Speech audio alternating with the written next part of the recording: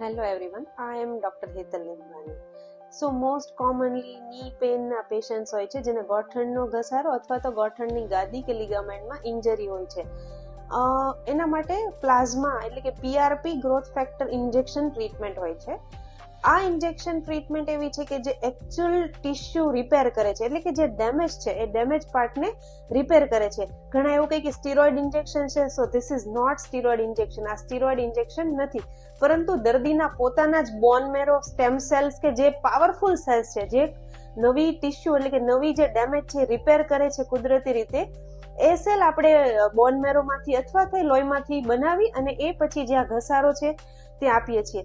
સો આ જે શરૂઆતનો કે મધ્યમ કક્ષાનો ઘસારો છે એવા દર્દી માટે આ PRP સ્ટેમ સેલ સારવાર આશીર્વાદરૂપ છે, બીકોઝ આ એક સિમ્પલ ઇન્જેક્શનથી થતી સારવાર છે અને સારવાર બાદ થોડી કસરત કર્યા પછી અને અમુક દવાઓ પછી ખૂબ જ સારા પરિણામ અને દુખાવા મુક્ત જીવન જીવી શકાય.